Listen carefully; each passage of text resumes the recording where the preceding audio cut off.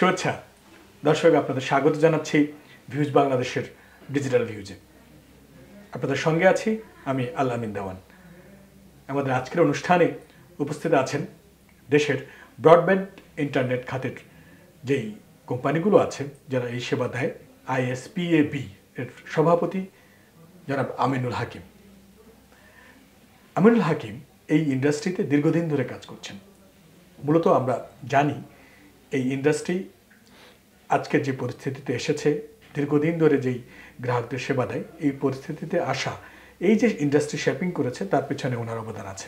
চলুন আলোচনায় চলে যাই। কেমন আছেন? জি, ভালো আছি, ধন্যবাদ। আপনি আমরা আসলে শুরুতেই আপনার কাছে জানতে চাই যে দেশে একটা সাম্প্রতিক সময় একটা আলোচিত বিষয় বেশ স্টারলিংক। আমরা অনেক এই জেনারেশনের কাছে একটা উদ্দীপনার নাম আমরা শুনছি দীর্ঘদিন ধরেই। ইলন মাস্কের স্টারলিংক বাংলাদেশে এসেছে। বিটিআরসি খুব দ্রুতই তাদেরকে লাইসেন্স দিয়েছে এবং আমরা দেখছি যে তারা সেবা দিতে শুরু করেছে।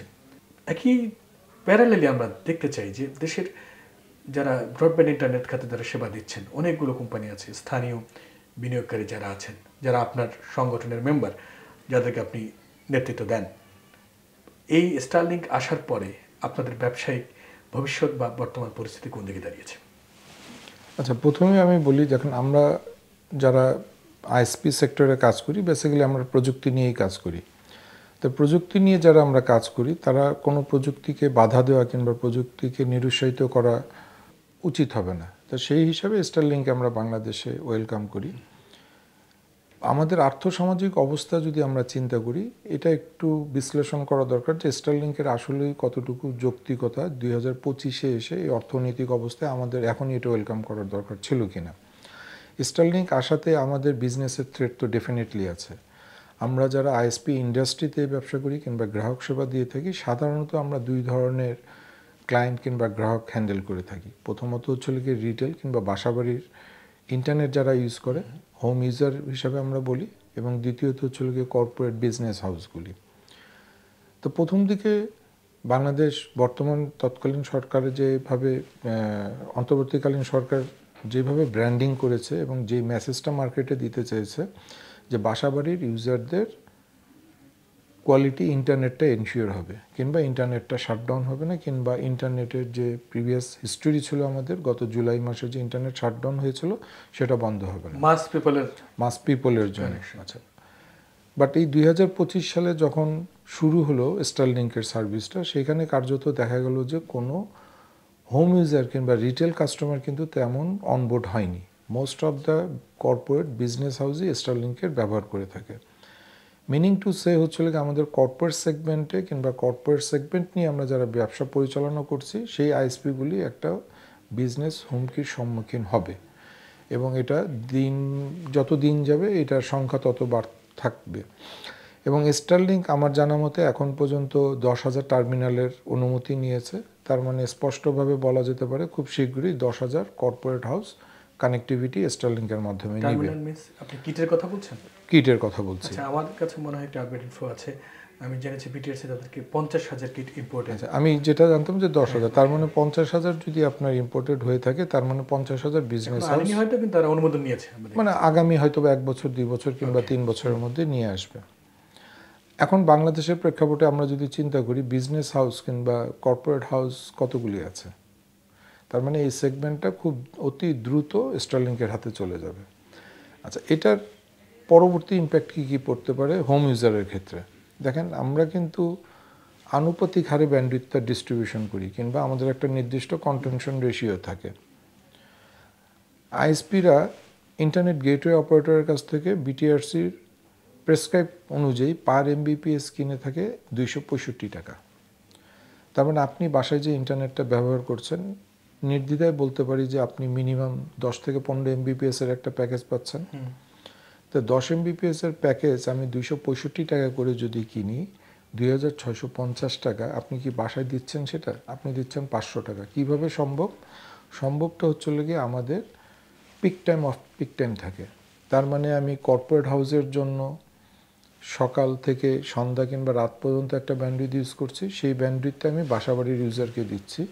তখনই আমার কাঁচামালের মূল্য 2,650 টাকা আপনাকে 500 টাকা দেওয়া সম্ভব হয়।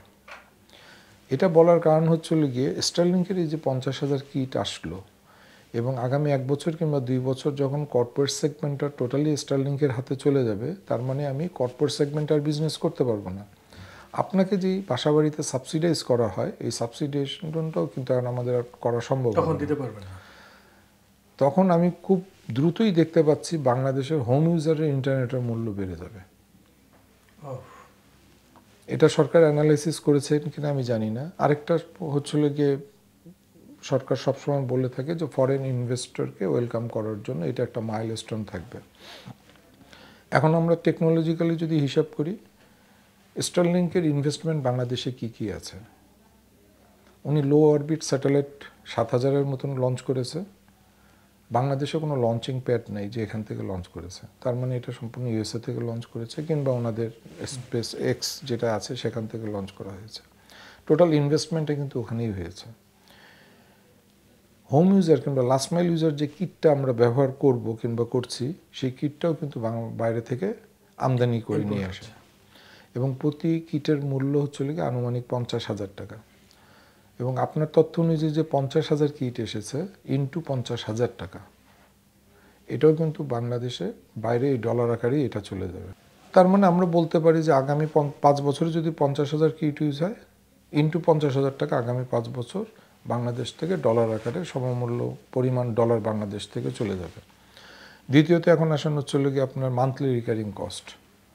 স্টারলিংকে আপনি যেই পেমেন্টটা দিচ্ছেন সেই পেমেন্টটাও দেশের বাইরেই চলে যাবে। আপনি যে 4,200 টাকার প্যাকেজ ইউজ করছেন কিংবা 6,000 টাকার প্যাকেজ যেটা ইউজ করছেন কিংবা কর্পোরেট হাউসগুলি করতে যাবেন, সেই টাকাটাও বাইরে চলে যাবে। ওনারা বাংলাদেশের 3টা ডিস্ট্রিবিউটর নিয়োগ করেছেন, বাংলাদেশ স্যাটেলাইট কোম্পানি, রবির এক্সেন্টেক এবং হচ্ছে গিয়ে ফাইবারটমের একটা প্রতিষ্ঠানকে। I am not sure, maximum 10 থেকে 15% কমিশন হয়তো বা পাবে। তার মানে আগামী কয়েক বছরে যদি 50,000 ইউজার হয়ে থাকে এবং ওনাদের আরপু যদি 5,000 টাকা হয়ে থাকে, 50,000 ইন্টু 5,000 টাকার 10 থেকে 15% বাংলাদেশে থাকবে। বাকি 85 থেকে 90% টাকা দেশের বাইরেই চলে যাবে। তো এটা কতটুকু ইনভেস্টমেন্ট ফ্রেন্ডলি হলো আমি জানি না, কিংবা আদৌ বাংলাদেশে কোনো ইনভেস্টমেন্ট হয়েছে কিনা, কিংবা খুব একটা বড় স্কোপ আসলে নাই। দ্বিতীয়ত পয়েন্ট হচ্ছিল কি ওনার ইনভেস্টমেন্ট বাংলাদেশে আর্থ স্টেশন করতে হবে। আমার জানা মতে উনি 9টা আর্থ স্টেশন করবেন, 8টি বিভাগে 8টি করবে আর একটা ব্যাকআপ রিডান্ডেন্সি পারপাস হবে। 9টা আর্থ স্টেশনে is not a huge investment.